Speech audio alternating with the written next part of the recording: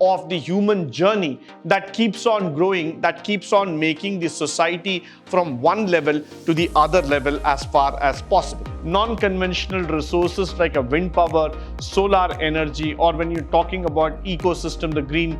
Now, the development will come with a lot of cost, and one of the major costs that I can talk about is the human factor. Major source of water storage, yes, they form a very crucial part. Or we have started going towards the solar energy. We are talking about green power, eco power, and all those.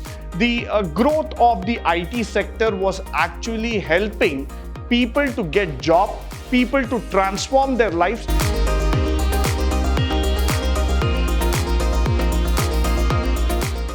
Good morning and welcome to the second session of Unit 3, where we are going to talk about development projects.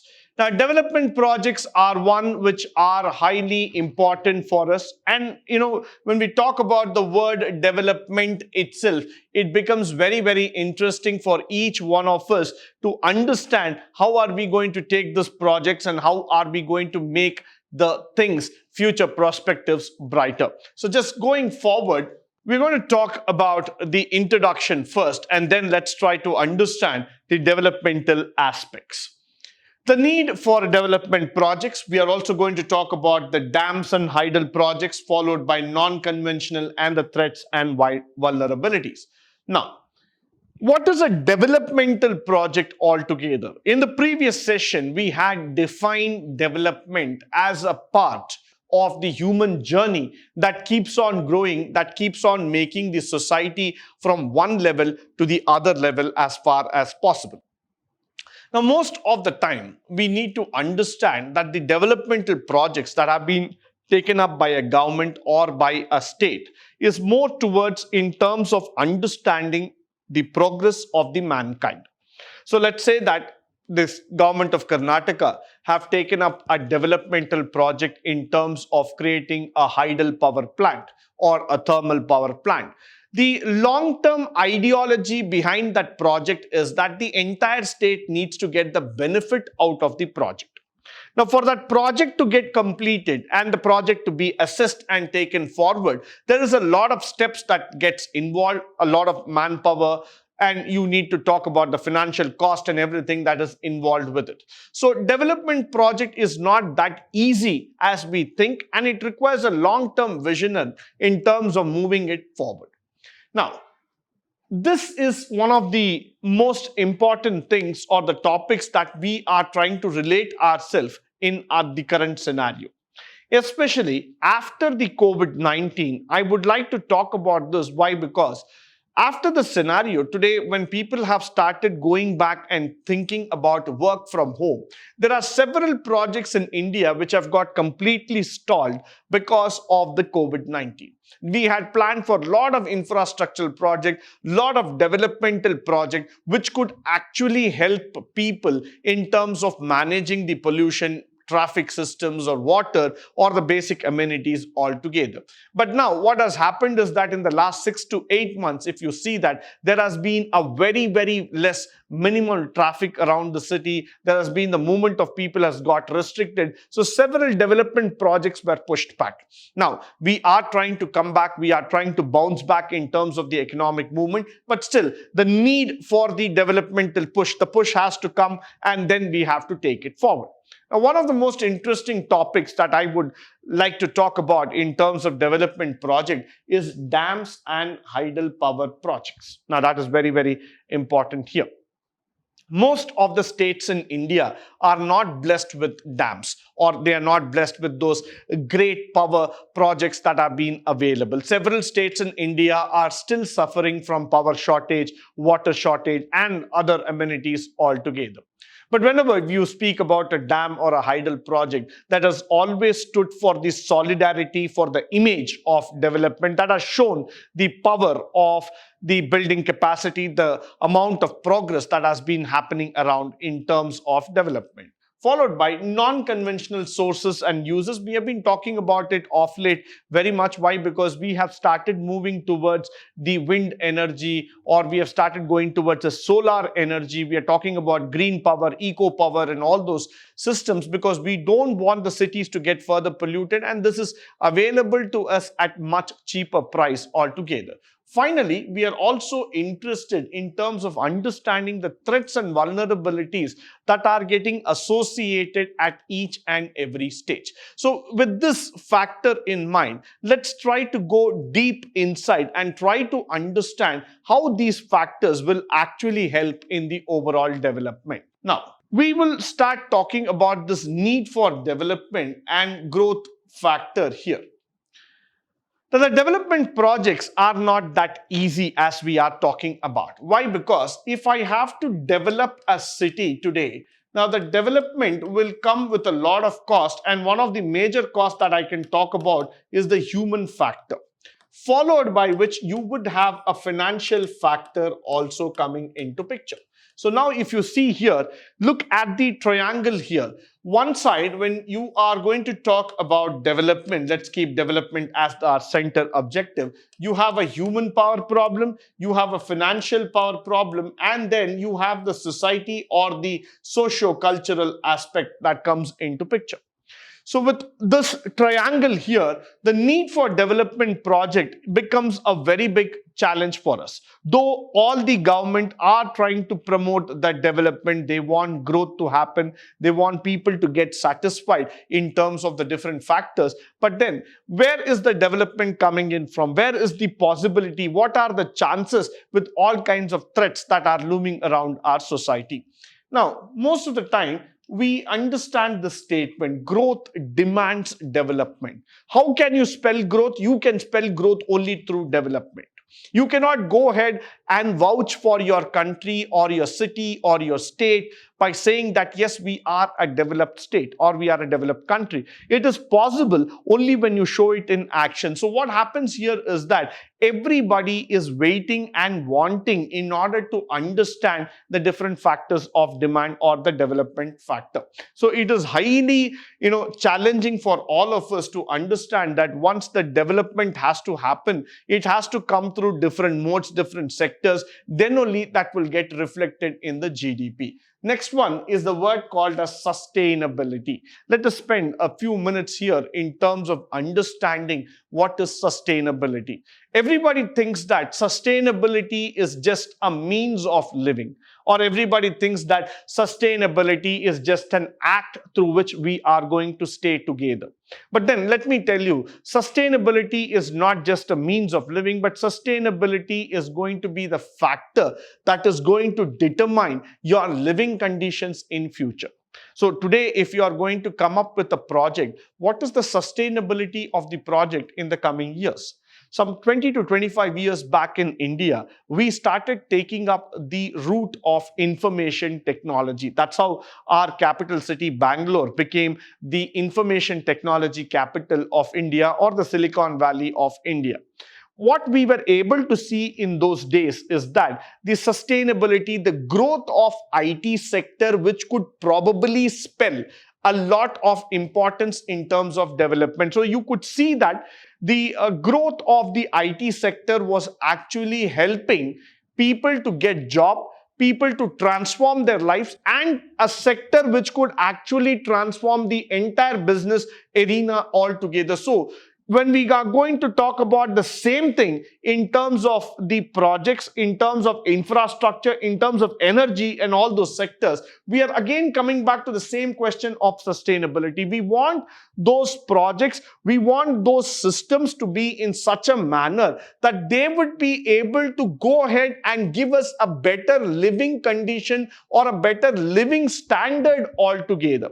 So these are not going to be those easy ways of saying that, yes, I have developed and this will be continued to remain for a longer time period. But rather, the question is tomorrow going to come, how long will this be able to sustain and go further? Today, when we talk about a metro or an express highway or about a toll roads that we have developed in our country, are these infrastructure, away or safe from the vulnerabilities? Are they risk-free altogether? That's where the question of sustainability comes into the mind of people. So it is very, very important that each and every activity that we are involved in, all those would require the question of sustainability. They have to be built for a longer term perspective. They have to be built in such a manner that they will be able to support and take forward altogether.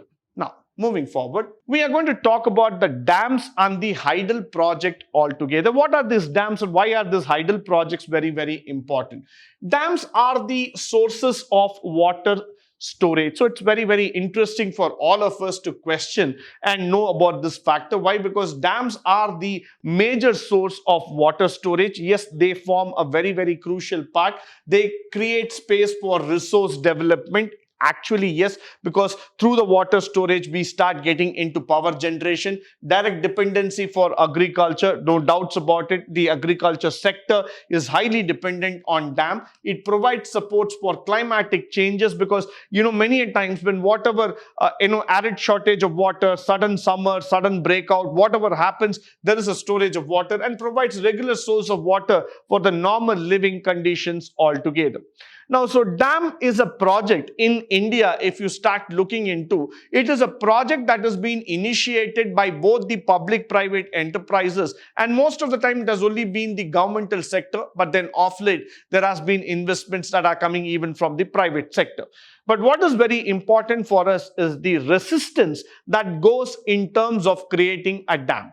Now, let's say that the government believes that by creating a dam, we will be able to give a better livelihood, a better water storage facility to the people. But then the local people are worried because it might affect their livelihood, it might affect their living condition, hundreds and thousands of acres of greenery would be destroyed. All these factors start flashing into the mind of people. So when we are going to talk about progress, when we are going to talk about development, on the other side, what are the vulnerabilities that are affected with it? So this becomes highly important for each one of us to understand, explain, and take it forward. Now, similarly, when we are going to talk about the hydel projects, when we are talking about hydroelectric power generation, this has not been successful all over India because of the lack of water. So many a times what happens is that we are not directly dependent on only the hydroelectric. We go for thermal. Sometimes we also want to go for atomic base or nuclear base and all those factors. But what we are trying to make understand, what we are trying to go forward is that if we have to solve the problem of power shortage, we need to start working on alternative resources through which this can be met. So that's a developmental aspect altogether. But this development can be made only on those sectors where you see the vulnerability and the risk is highly limited. If there are high amount of vulnerability, if a state is being subjected to disasters, then we will not be able to make progress there. So development projects are not that easy for each one of us to just pull it up and start moving forward. Now, going forward, I would like to talk about the non-conventional resources. The need for non-conventional resources are coming up in a very, very high manner, better in terms of controlling pollution, and there's going to be a higher sustainability and cost reduction. Why this has been spoken up in a lot of line and length altogether is that now, if you start seeing about the non-conventional resources, especially I would like to mention about the coal and its shortage in India.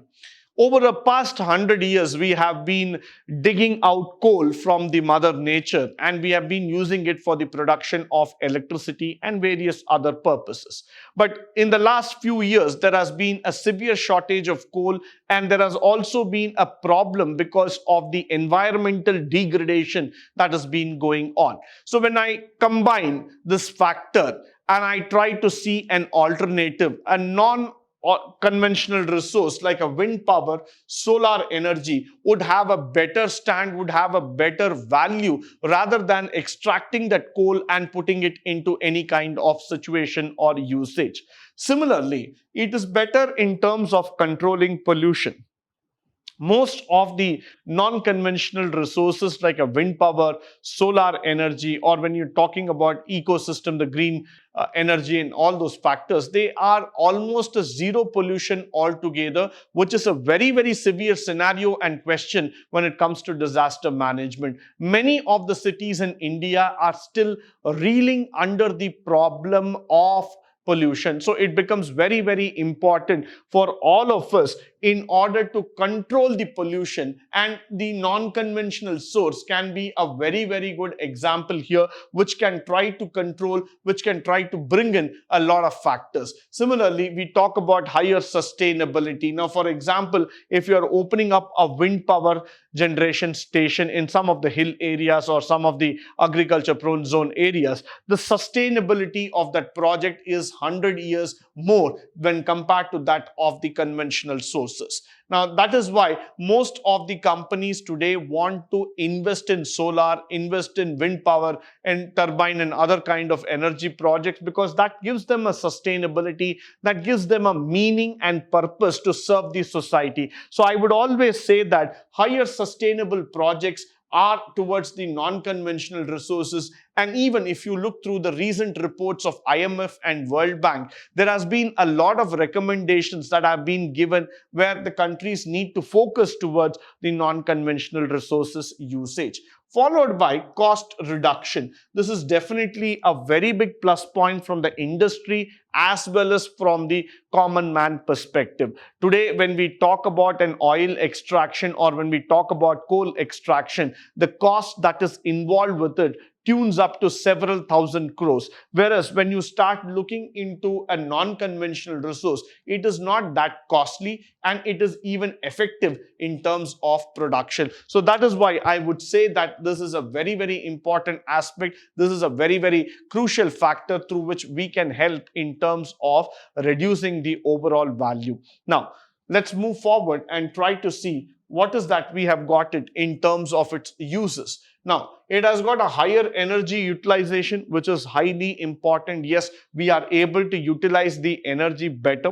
So when you look into wind power, I would like to bring in an example of Tamil Nadu state here, where they have got a lot of wind power projects located near to Coimbatore and also towards places in Nagarkovil, Kanyakumari, the southernmost part of India. Why? Because the higher energy utilization capacity has been done by them, and they have been able to save a lot of money and manpower in terms of energy utilization factors. Most of the industries and the agricultural belt have got benefited by it. Direct support for growth, because when you look at the growth perspective for any country, most of the world institutions and organizations have supported only for non-conventional. So when you go and approach an institution like World Bank, IMF, Asian Development Bank, or any of these factors, they have always been able to support us and tell that this development project can help you to grow further, can help you to develop the system better. So that is why I'm saying that there is always a direct support available for growth. People are ready to sponsor with you, people are ready to grow with you, followed by the futuristic prospects for a country. The futuristic prospects for a country are also in terms of non-conventional, because when you are talking about electricity that is going to be produced through solar cells, or electricity that can be produced through wind energy or some other sources, that is going to have a better perspective for a country rather than this method.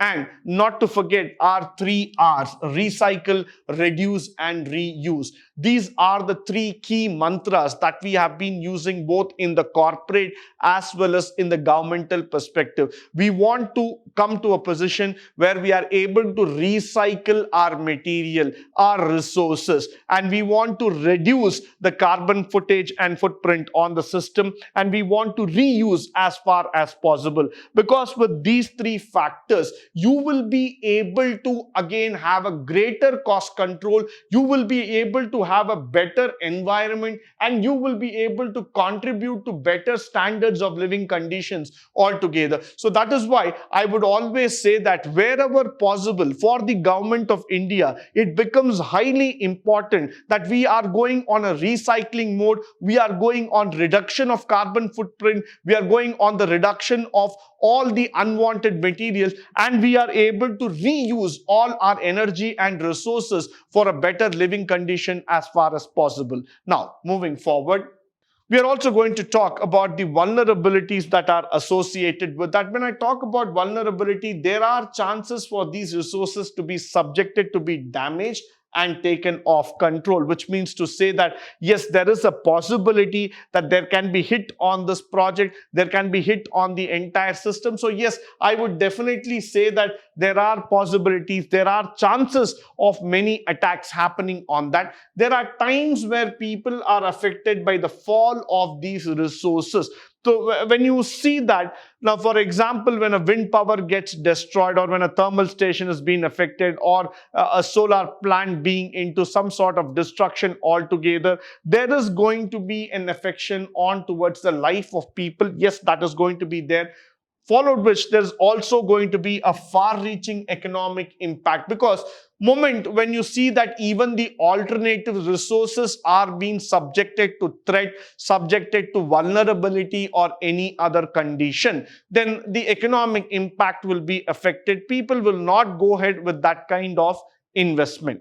So that is where we need to start understanding that even though we are doing a project, even though we are coming up with all these resources, it becomes highly important for all of us to build and then provide a better living condition, a better resource management altogether.